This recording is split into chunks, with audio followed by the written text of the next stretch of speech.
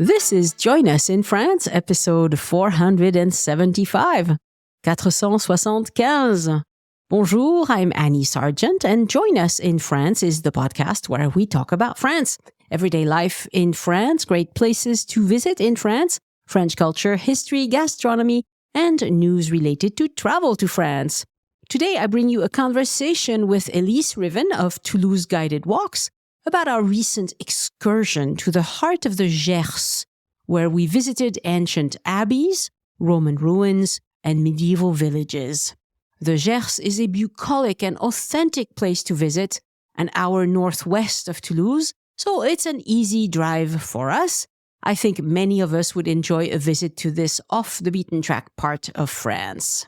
This podcast is supported by donors and listeners who buy my tours and services, including my itinerary consult service, my GPS self-guided tours of Paris on the Voice Map app, or take a day trip with me around the Southwest in my beautiful electric car. You can browse all of that at my boutique, joinusinfrance.com/boutique. And still, you can join me and Elyse at the boot camp in May 2024. I wasn't sure there would be any spots left, but there are quite a few still, actually. I'm surprised because last year it sold out so fast. But there's still plenty of time. The idea is that you come to Toulouse on May 10th, 2024, hang out with Elyse and I, as well as a group of wonderful fellow listeners and Francophiles for 10 days. You'll also improve your French with language classes in the morning. We had such a great time in May 2023 that we want to do it all over again. And to find out about the bootcamp, go to joinusinfrance.com/boutique and click on Bootcamp 2024. That's where you can read all the details and reserve your spot. And of course, ask me any questions that you may have. I'm going to have a Zoom very soon with the people who've already signed up, and they'll get to ask me all of their questions and get their reservations going for hotels and all of that good stuff. For the magazine part of the podcast, after my chat with Elyse today, I'll discuss the price of bread in France. As you know, I just came back from a trip to the US and I was shocked at the price of bread. How come bread is so cheap in France? We'll talk about that briefly. And I'll also mention 2 things that you must do to keep your cell phone safe while traveling.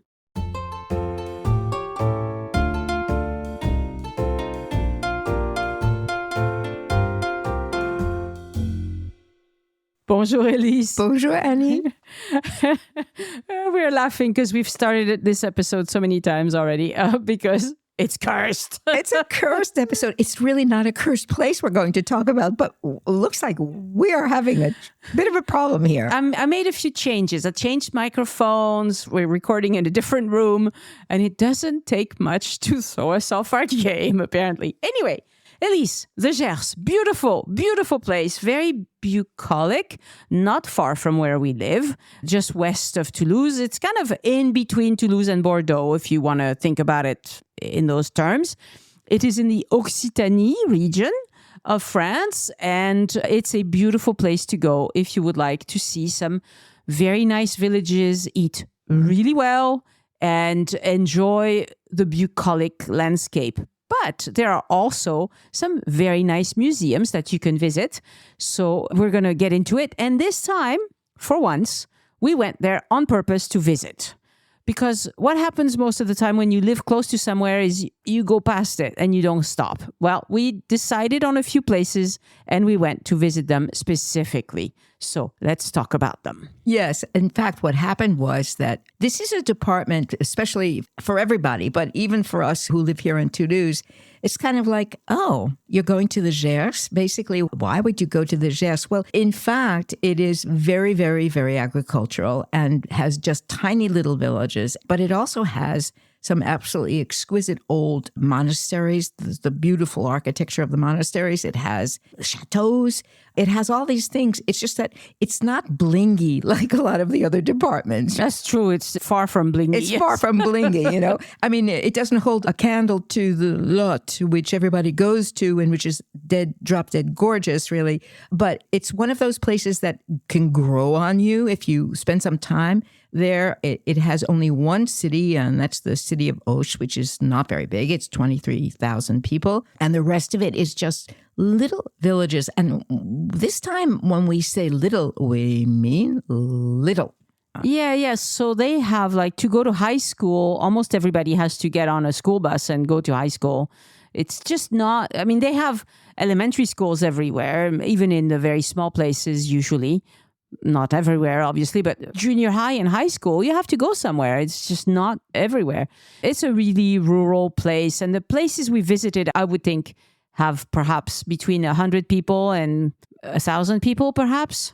Most of them have, it seems, about 1,000 people. But then we did go, we had our little lunch adventure in a place that, according to one of the local residents, has only 25 people in the wintertime. So that is really what you could call tiny, But one of the things about the Gers, there's a movie, I have to find the name of it because I can see in my mind a couple of the actors. One of them is a French singer named Eddie Mitchell. A movie was made about 25, 30 years ago that is a kind of comedy that's very charming. It's about a group of people who go to the Gers, and the basic idea of the story is that there's one of their friends either buys or rents this house in the Gers. It's a farm that has ducks and everything. And the other people are going, the Gers? Why would you go to the Gers? Who would go to the Gers? It's so boring in the Gers. And what happens is all these people wind up showing up and having the greatest time of their life, Was it called Le Bonheur est dans le Pré? Oui. It's fun. It's just and it's really about being in the Gers. So, Le Bonheur est dans le Pré means happiness is in the fields. Yeah, happiness is in the fields, watching the duckies go into their little pond, And there is a rhyme that goes, Le bonheur est dans le pré, cours-y vite, cours-y vite. Le bonheur est dans le pré, cours-y vite, il va filer. Ah, the bonheur. So, yes, so happiness is in the field, run to it, run to it.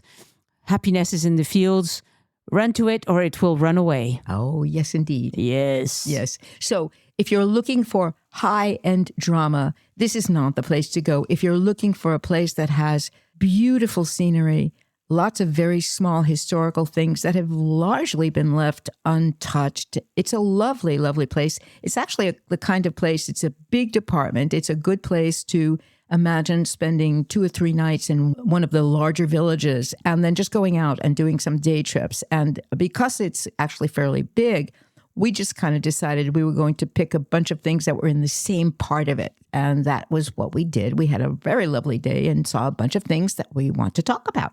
Right. And it's also a really good place for biking because there's a lot of little roads and not that much traffic, really. It's pretty quiet. Yeah, it's pretty quiet. It is actually, that was the thing that struck me the most. I don't live on a noisy street, but still, the quiet, it's really the countryside.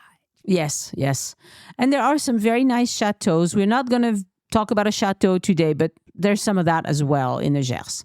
So let's get into the towns we visited. Okay, so the first place we went to, and by the way, we're talking about a drive that, how long did it take us to get there? An hour and a half? Right, so from Toulouse, an hour and 30 minutes or so, yes. So it's a fairly big department, but because most of the roads are not big, wide roads, you don't go that fast on the roads. Right. And you can count on being stuck behind a tractor at some point. At some point, yeah. Yes. This is breathe deep and relax kind of day. Definitely. So we went to a place that I'd been to before, and it was actually lovely and charming.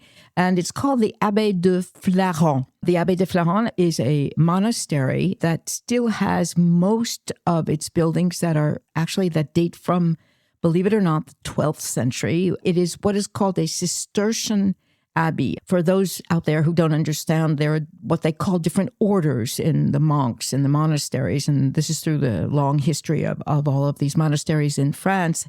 And there is a group called the Cistercians that developed just about when this place was built, which is eight, 900 years ago. And the idea was to live far away in the countryside. If you can imagine, it still feels isolated today. You can imagine what it was like 800 years ago, you know. Oh, yeah. I hadn't thought of that. But yes, it was really, really isolated. Isolated. There were probably much more forests and with all the bad things that you get in the forest and everything. But that was the whole point, that you What do found you mean bad things in the forest? wolves and things like that. I thought you meant squirrels. Squirrels. Come on, give me a break, you know. Oh my God. All right.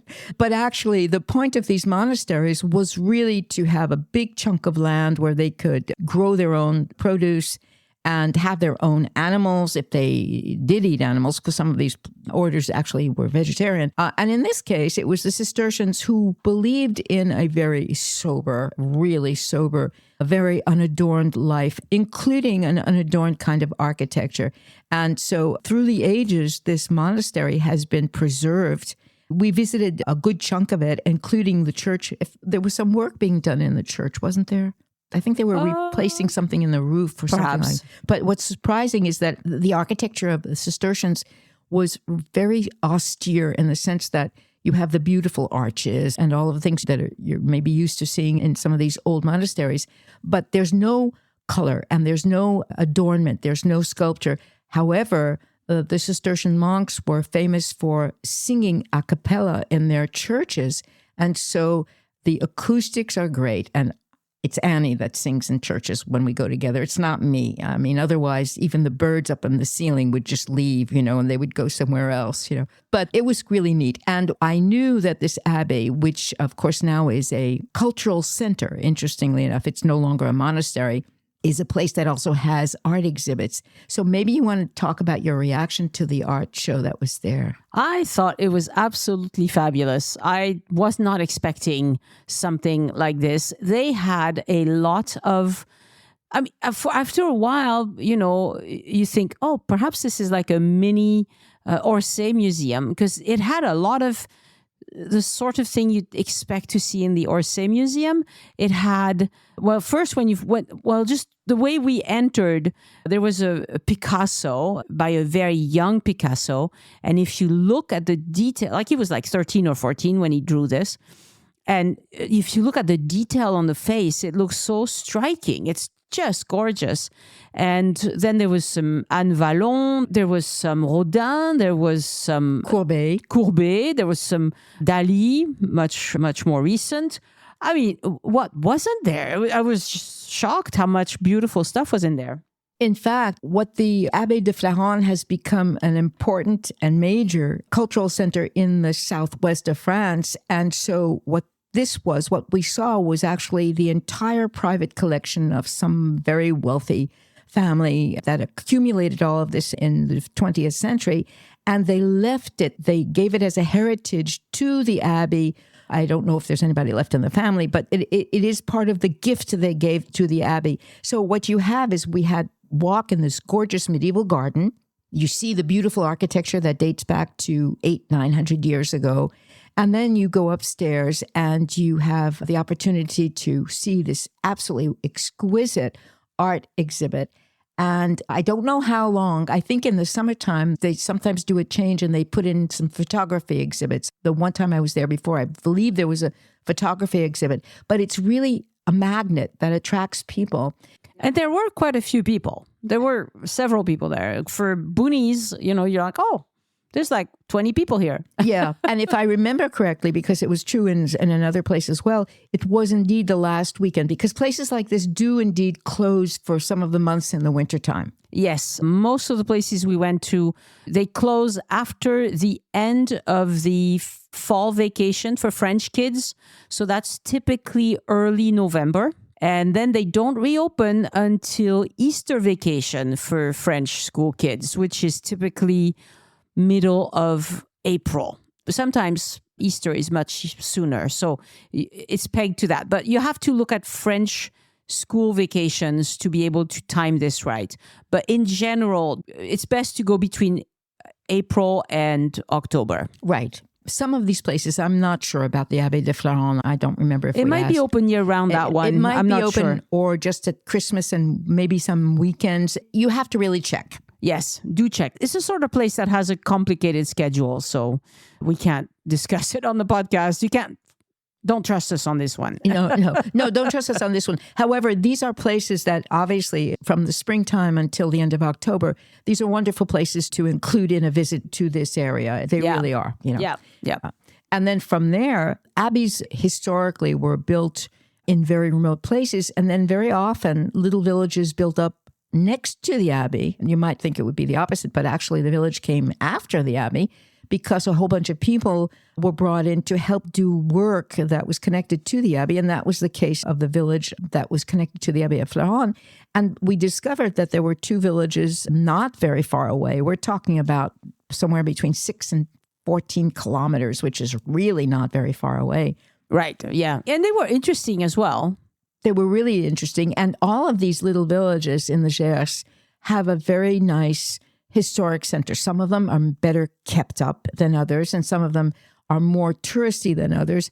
It's an area that has a certain amount of, to use a word that can be considered a cliche, but authenticity, because these villages really seem to be exactly the way they were for the last few hundred years. Yeah, authentic is a good term for it, I think. It's just, a little place in France that is sleepy most of the year, but then gets a fair bit of visitors in the summer, although it's hardly Provence or a place like that, Exactly. So then we went to the village of Montréal, which is Montreal. It's Montréal du Gers. And we were thinking, because it is a bastide now, we did years and years ago, we did an episode about what a bastide is. In the southwest of France, the bastides were villages that were built from scratch starting in pretty much the 13th century.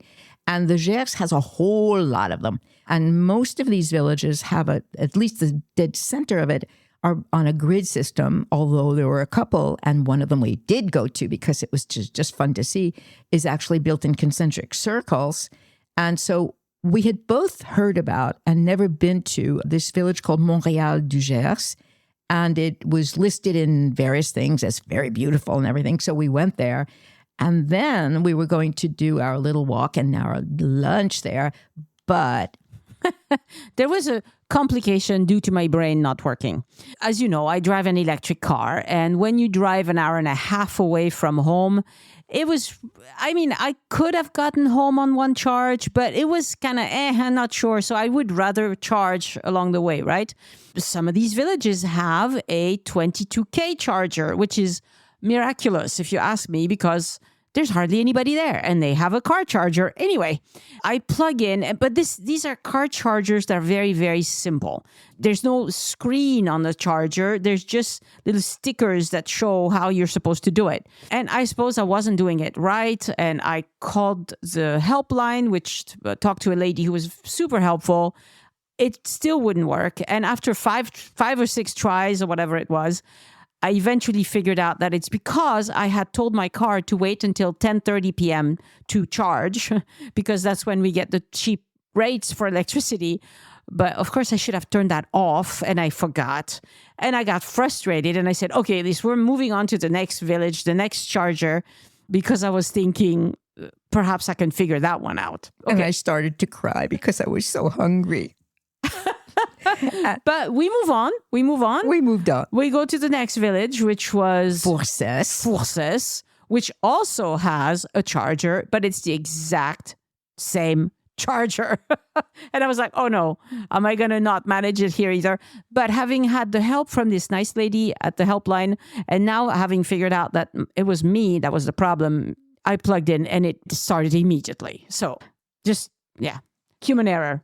It was, so of course what happened was we did indeed stop in Fourcès, and Fourcès is actually known for being one of these very strange little circular villages, really, really ancient. We have a few photos. I think Annie took some very nice photos. All of this beautiful half timbering of the houses. It's medieval. It's tiny, but it's in a total concentric circle with another circle around it. It's a very, very small village there. We got there, and the restaurant, there was this one very nice restaurant. It was packed, and I said, 2 more? And they said, no. And I went, what do you mean, no? And they said, well, we're closing. We've just used up all the food in the kitchen. I said, you've got to be kidding, It was one of those days. I was not having a good food day, but then all's well that ends well. Yes, we found a little, a little corner store that it was a bakery, grocery store, whatever. But she was also serving some food to some people outside who had also been turned away probably by the same restaurant across the village. And across the village, I mean, like you can see it from where you are. It's not that far. And the lady at the bakery/grocery store she made us a sandwich, and it was good. It was fine. We had a sandwich, and then we had a piece of this wonderful dessert that comes from the region, and it's called a croustade. Now, there are croustade in other places as well, but you have to know that if you go to the Gers in this area, that the croustade is made with a very flaky pastry and apples and a little bit of Armagnac, and boy, is it good. Right. So she came to bring us something, and she says, "Would you like dessert today?" And I said, "Yeah, we want dessert." And she says, "Well, I have croustade." And I said, "Oh, perfect. We like croustade. Would you like some Armagnac on your croustade?" And I said, "Sure, why not?" So when it came time to serve us our croustade, she comes back with a spray bottle, a green spray bottle, I kid you not, and she sprays some Armagnac on the croustade. I mean, like, oh, okay. It was very good, but it was a little surprising, that's all. It was very good. The fact is, Fourcès is famous for being one of these very strange little circular villages. It really dates back 800 years. There are now very few people who live in this dead center part of the village, but it's beautiful. In the high season, which of course was not, we were really coming to the very end of when anything was open. It turns out to be a place that has lots of artists, studios, lots of little boutiques that have crafts. So these are places that really come to life in the main season, and they're very, very beautiful, and they're very interesting to see. Right. I think that she said, so the lady with the green spray bottle, she said that in the summer months, in the touristy months, there's 3 of them that run the restaurant/grocery store, and that there's quite a few people that come visit. It is very scenic. It's very small. That's the one we mentioned that had 25 inhabitants in the winter, but it's really cute. Definitely worth a stop for half an hour for a meal or whatever. Yeah, I mean, it has a real full restaurant. It has a bar pub that has a wine tasting in it. It has this little cafe grocery store, and it has other stores around it. These are places that are really lovely. Going to this area, you kind of have to give a bit of thought to your planning out your day to know where you're going to stop and everything. But places like this really always have wonderful little surprises. And so after we had our little lunch, we did a walk around the other outer concentric circle. It's really lovely. There's a tiny little stream that runs with a little bridge over it right behind it. And all the houses are very well kept up in these beautiful medieval houses. So this is an area like that. It has charm. It really does. And then what we did was, having charged the car, we went back to Montréal so that we could take a look at it. And it turns out that Montréal has a lodging because it is a major stop on the road to Compostelle. Right. And it was a much bigger town. It felt like a bigger town. It's much bigger. Yeah. And it had more people. It had more restaurants. It had more open.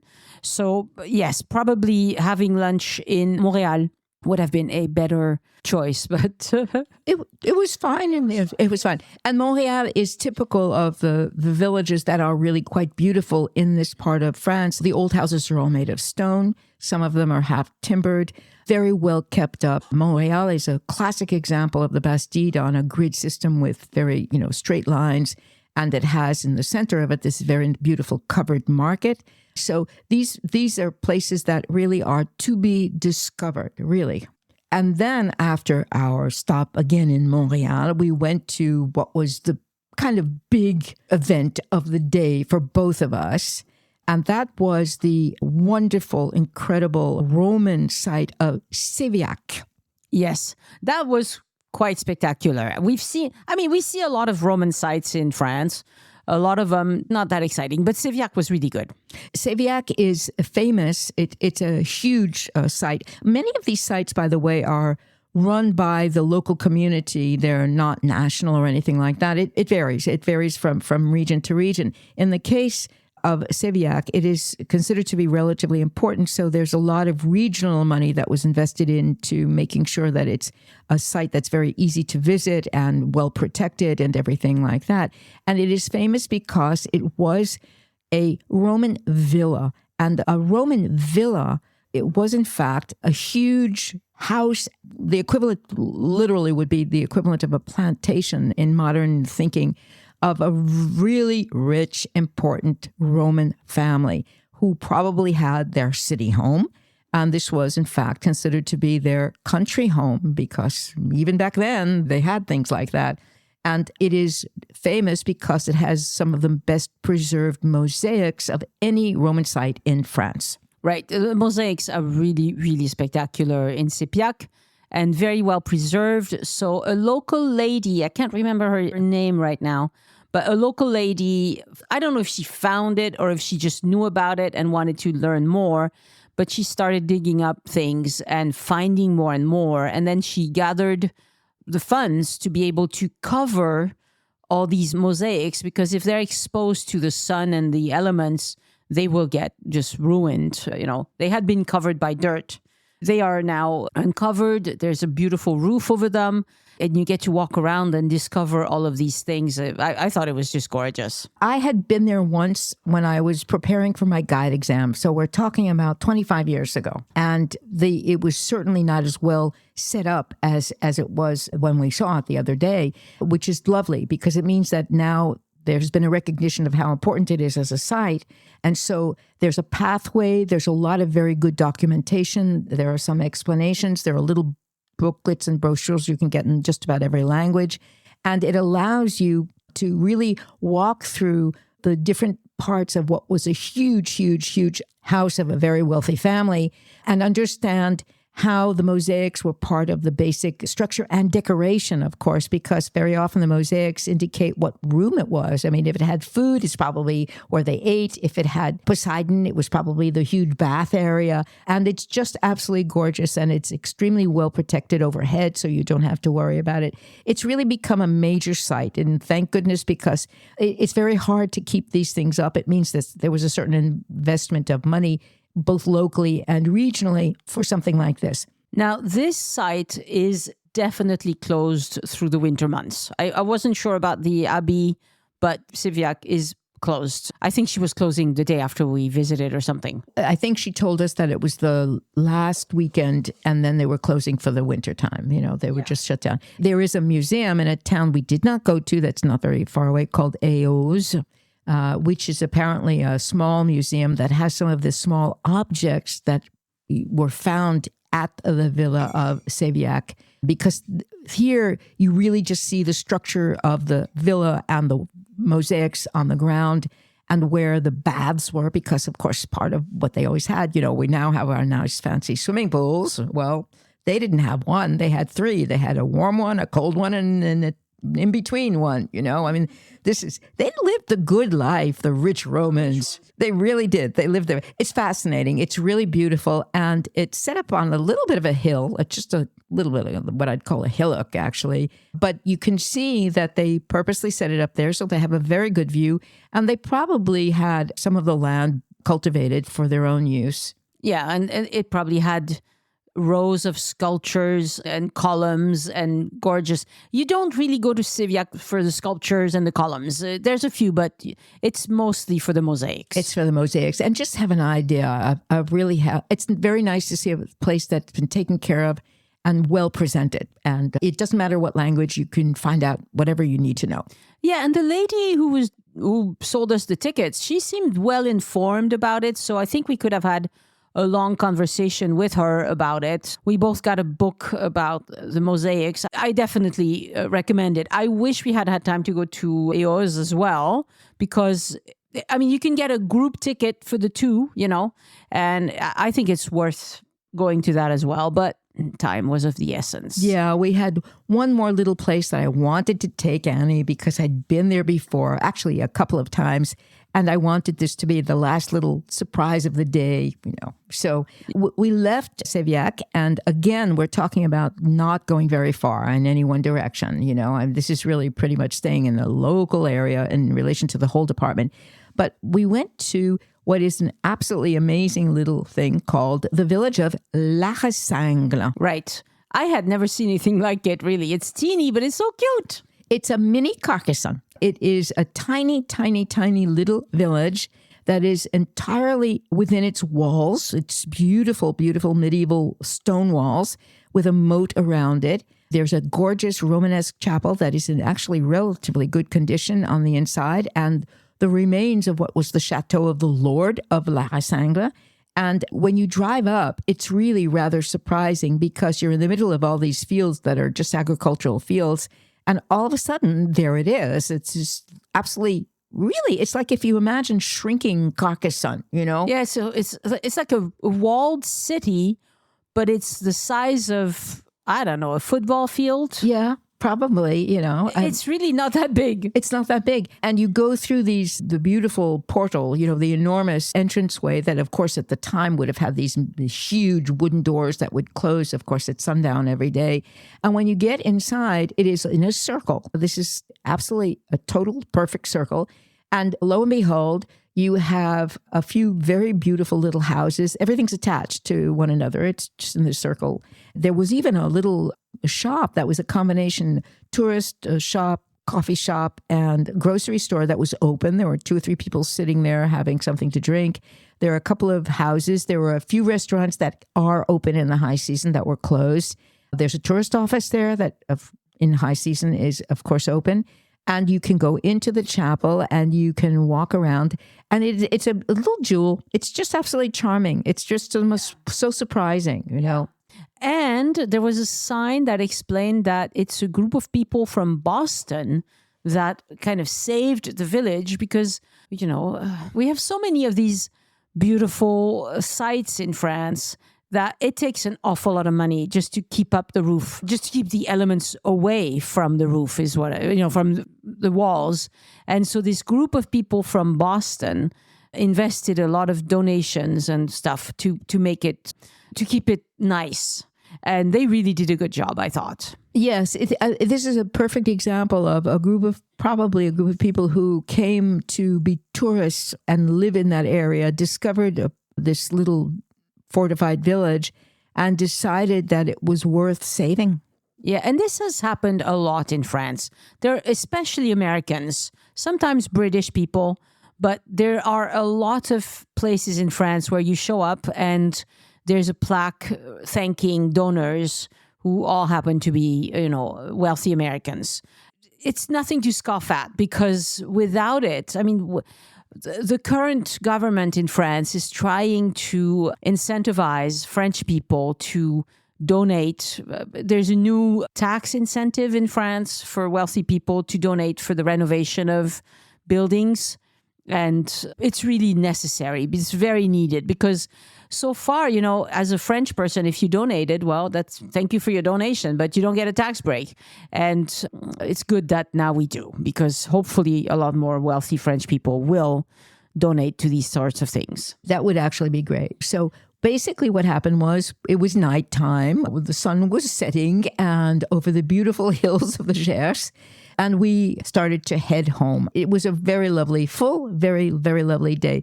In the show notes, you'll see I put down the names of a few other things that are places that are really interesting to see because, as I said, the department is really quite big. So you can't do all of that in a day. It's absolutely not possible. But the Gers is a place, even with children, you can go and there are lots of these little museums. There are you can go biking. You can go and visit these little towns that have everything. Every village has at least one nice restaurant. It's absolutely amazing. You eat really well in the Gers, Right. That's what we should talk about in the Gers is the food a little bit because it's really spectacular. So they do a lot of duck production. They also have local wines, especially when you get to the western side of the Gers. The red wine is the Madiran, which is very good. It's a very good, very kind of flavorful red. It has a very distinct personality. Madiran is often served with couscous. As a matter of fact, that's how I've seen it served is with a couscous. So if you have a spicy food, Madiran is good because it has some punch to it as well. And there's also the Jurançon, which is from the southern area of Gers. It's a very local wine. So it's a relatively sweet white wine. Yeah, it can be. It's moelleux very often. Usually served with foie gras, I think. Yes, yes. And of course, the Gers produces a lot of foie gras. They ran into some problems this year, well, in the last few years because of bird flu. And this year they did something that they're trying this thing. They're trying to vaccinate the flocks against bird flu.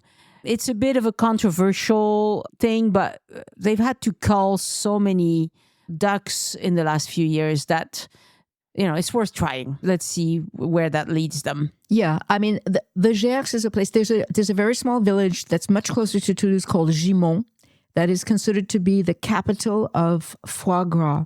And there are 2 times a year when they have what they call the Festival of the Gras. Le Festival du Gras. The Gras. And I've been there, and you have this huge hanger kind of market, and all of the local producers bring their duck and the foie gras and all of the products. Duck, literally everything but the quack is used in a duck. I go to one of the markets in Toulouse at the height of duck season. You can really just get about every part of the duck that you can imagine. Even if you don't want to eat foie gras, unless you're not a meat eater, duck is really delicious to eat. Yeah, poor ducks. I'm sorry. Poor ducks. They're cute animals. I love them, but they also like to eat them, unfortunately, The Festival du Gras is a great time. It's usually September, right? I think it's the beginning of October. Okay. And it's a great time to go and buy some unprocessed duck livers. So if you want to make your own preserves. My sister did this for years. I don't know why she hasn't been doing it the last few years. I'm going to have to complain. Because it's really good. But yes, it's a really nice place to go buy these sorts of things. And there's thousands of people who go when that's on because we like to eat, yeah. Yeah. And there's a very famous place for jazz, and a jazz festival that's in the southwest of the Gers called Marciac, which is a huge bastide. It's still also a bastide, but it's a big one. And in the last 30, 35 years, this has become a world famous jazz festival from the end of July till the middle of August. And every major headliner has passed through there. Yeah, it's a big one. And there's many, many more. Like the Gers is full of little gems. And you could, so if you wanted to visit it, I think Auch is probably one of the least interesting towns in France. It's all right. I mean, it has this spectacular staircase. It has a beautiful cathedral. Which is famous for its stained glass windows. Yes. But besides that, it's not really all that interesting. So in the Gers, I would recommend, if you're going to visit, I would recommend you pick a few remarkable bastide or towns and just spend a night or two in each one and move on to the next one. But there's probably enough to visit for a week or 10 days. Absolutely. And if I'm not mistaken, you can also find what they call a gîte. There are lots of places, lots of farms that have turned part of their farm buildings into gîtes, which means you basically can rent an apartment or a small little part of a house. And then you can just go out and do your day trips, and it's really lovely. And in the Gers, you will find a lot of restaurants that are, cuisine soignée is what it's called, where they really try to take full advantage of the local products and make them really tasty. And it's the sort of place where you really should reserve like a few days in advance because they do fill up. They are not open year round. They are not open every day, every night, So this is the sort of restaurant where they'll probably open 4 or 5 days a week, perhaps only for lunch or perhaps only for dinner. So you have to check out their times and stuff. But if you happen to be there at the right time, you will have a fabulous meal for a great price. I mean, these places, you spend, 35 to 50 euros per person, and you eat like a king. Yep. And definitely much less onerous than in other parts of France. And it's very easy to find because most villages have one. So if you look them up, even on TripAdvisor, it will tell you which one is cuisine soignée. So like, if you say you want intermediate kind of level or fine dining, which are choices you can make in TripAdvisor, it will show you those restaurants and then you can figure out the time they're open. I've never been disappointed by one of those. There's a small restaurant in Toulouse that is listed now in the Michelin guides. It is not a starred restaurant yet. I think the chef owner would love it to be one, but it's a tiny little restaurant. And I know that he goes to the Gers to get all of his products. Yeah, it's a great place to do that. And they have a pretty long growing season. So it's not just ducks. It's also a lot of other agricultural specialties. And they do Armagnac, of course, which I don't happen to like. But when you spray a little bit of it on a croustade, it's pretty good. Don't use that spray bottle for your windows. But if you do like Armagnac, yeah, I do. I actually like Armagnac. If you do, you can go to the village it's a large village. It's really a town called Condom. Yes, the same word, Condom. Mm-hmm. Yeah. Which is the home of Armagnac. That's where the negotiators go. That's where the big cavists are that have the Scheid. The producers of Armagnac all have an outlet in the town, and there are tastings you can do there as well. Yeah, and that's also where they have this nice statue of the Three Musketeers. Yay. So Condom is a good town to visit. I mean, it's good for a stop, right? A lot of these places are not like, you're not going to spend a week there unless your grandma lives there. So you just go and you spend half a day and enjoy the place, have a meal there, move on to the next one. And there's a lot of them. Like really, the Gers is full of these, beautiful covered markets, beautiful little areas that are just pleasant to spend some time in. And I think with a bike, it would be a lot of fun. It would certainly be. All right, Elyse. Should we go back? There's a lot of places where we haven't been. And there's also a lot of stops on the Saint-Jacques-de-Compostelle route. Right. So the Camino. Yes. So, a lot of these villages that are on the Camino, they have a beautiful, gorgeous old church. Usually it's an abbey. And they have lots of little restaurants and things. So you'll see a lot of walkers as well in the Gers. Thank you, Elyse. You're welcome, Annie. Au revoir. Bye.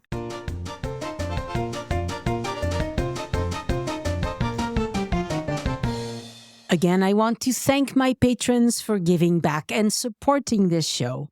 Patrons get several exclusive rewards for doing that. You can see them at patreon.com/join us. Patreon, join us, no spaces or dashes. Thank you all for your support. Some of you have been supporting this show for many years. You are fantastic. And a shout out this week to new patrons, Nancy Hand, Margaret Burns-Fess, Jessica Weeks, and thank you, Bruce Chapman, for increasing your pledge. It is wonderful to have you on board this community of Francophiles who keep this podcast going. To join this community of Francophiles, go to patreon.com/join us. And to support Elyse, go to patreon.com/ElyseArt. ELYSART. Patrons, I'm back from my vacation. I'll start sharing Patreon rewards very soon. It was good to be away without a computer for a couple of weeks over Christmas. So even if I wanted to do things, I couldn't because I can't do stuff. I can't do anything important from my phone. I'm not that young. And I must say that in Utah, it was wonderful to meet listeners in person at a family and friends get together. Mark, April, and Amber, wonderful to see you. I know many more wanted to come, but they were away for the holidays or whatever. Next time, you guys, I'm surely going to go back to Utah in the next few years, probably sooner than that. If you're planning a trip to France and have questions that did not get answered in an episode of the podcast, you can hire me to be your itinerary consultant. I offer 2 levels of itinerary service. The Bonjour service gives you an hour-long conversation on Zoom to ask questions and get tailored recommendations.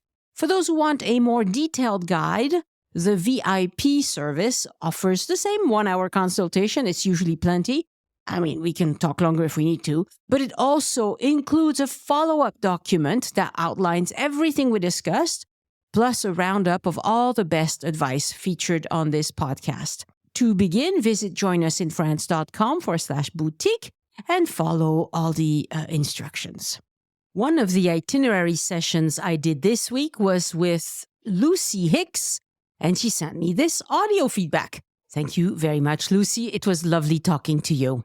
Lucy X, Minnesota, Eauze, les États-Unis. There, that's the extent of my French this morning.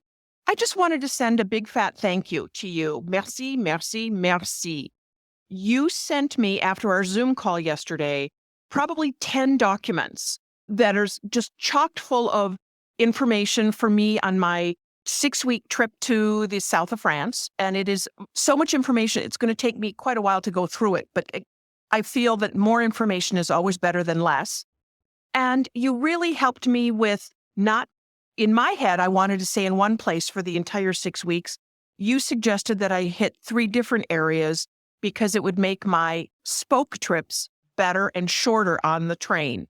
Brilliant idea. Thank you. I cannot thank you enough for all your time and attention to my trip for next year. Merci. Now, if you don't need a 1-hour one-on-one consultation, you can still take me in your pocket with my self-guided GPS tours of Paris on the Voice Map app. I write these tours to lead you to the best of Paris. I have tours of the Eiffel Tower, Le Marais, Montmartre, the Latin Quarter, Île de la Cité, and Saint-Germain-des-Prés. I'll probably add one more in 2024 because I love those tours, and I think voice map tours are a great way to discover an area. So remember, if you want to look at any of these products or services, go to joinusinfrance.com/boutique.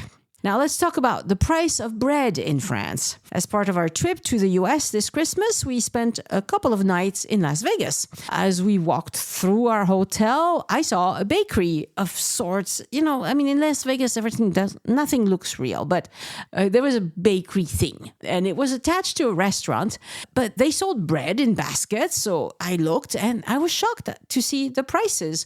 The cheapest bread you could buy there was $7, and they only sold fairly large breads, probably twice the weight of a baguette, but still, I pay €1.20 for my baguette tradition in my village. So this is, 4 or 5 times that.